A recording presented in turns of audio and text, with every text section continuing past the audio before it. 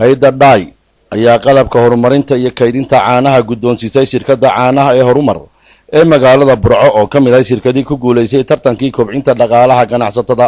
Guddoonsiinta deeqdan oo ay ka soo qayb galeen shirkadaha ganacsiga, wasaaradda xanaanada xoolaha, ganacsiga, madaxda hay'adda DAI oo lagu qabtay xafiiska hay'addaasi ayaa ugu horeyn waxa ka hadlay Cabdirasaaq oo ka mid ah mas'uuliyiinta hay'addaasi kaasoo ka warbixiyay deeqaha la guddoonsiinayo shirkaddan.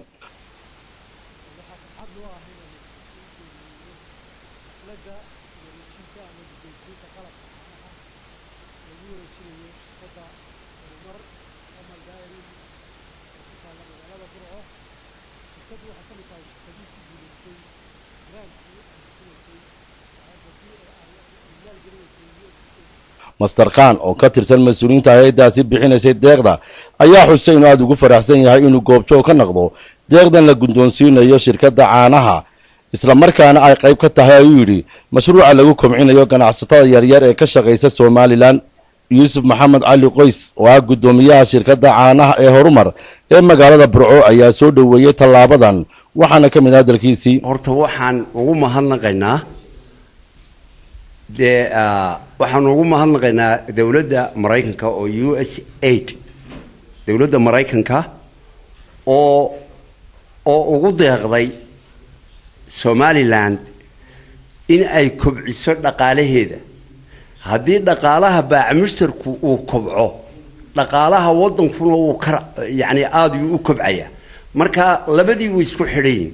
dhaqaalihii haddii baacmushtarka dhaqaalihiisa la kiciyo dhaqaalii dalkuna uu kacaya. marka waxa weeye cilmi ahaan ayaa lagu fakiray oo ay dawladda Mareykanku ay iminka iyo World Bank-kuba ay u fahmeen in dhaqaalaha baacmushtarka la kordhiyo oo la taageero. marka waxa weeye taasuna haddii la taageeray iminka intayada halka joogta oo aanu tartankii ku guuleysanay ee la yiri soo qorta baacmushtarka oo dhan soo qorta oo nin walba bal fikradaada keen.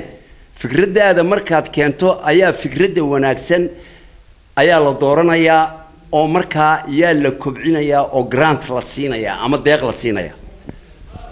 marka ilaahay annaka waan ugu guuleeyay aniga iyo intii kale heshay inay fikradaha iyagii meel mareen in dawladda Mareykankuna markaa oo ay markaa matilaysa DAI ay matilayso oo ay fulinayso mashruuca aanu ku guuleysanay.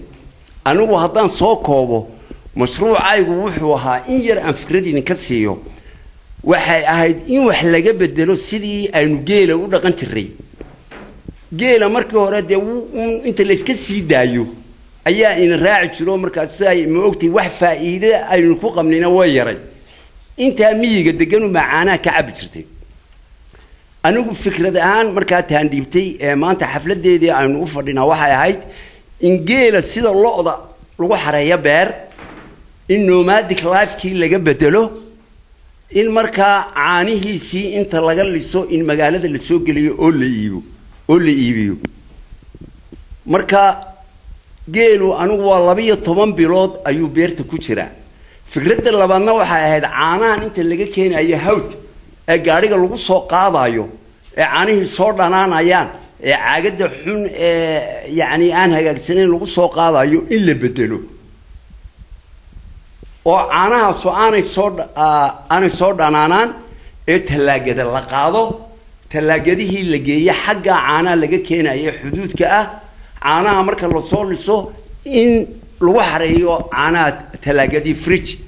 of course fridge-kaas wuxuu noqonayaa markaa solar.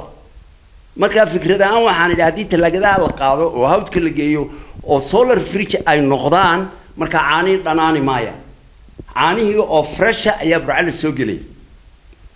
marka solar fridge-ka iyo waxa yani fikradaha man anu sida aanu ku galay fikradaha man ku guuleysanay alxamdulillah rabbil alamin. marka waa dhiirigelin ayay u tahay baacmushtarigoo dhan kulligoodba inuu ninku fikiro maskaxdiisa shiilo oo sidii yani fikrado wanaagsan keeno oo maagtay yani ma ogtay oo marka wadankiina horumar uu galo.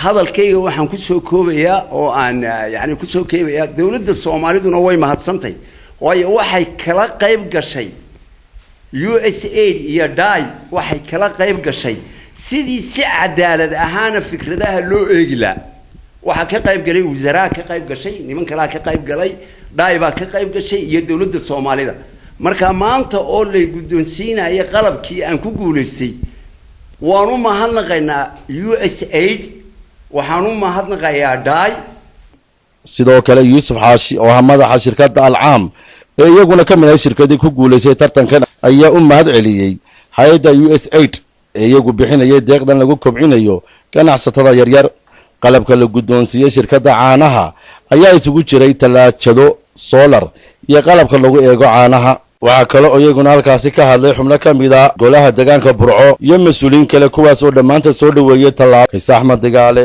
Home Cable TV Burco.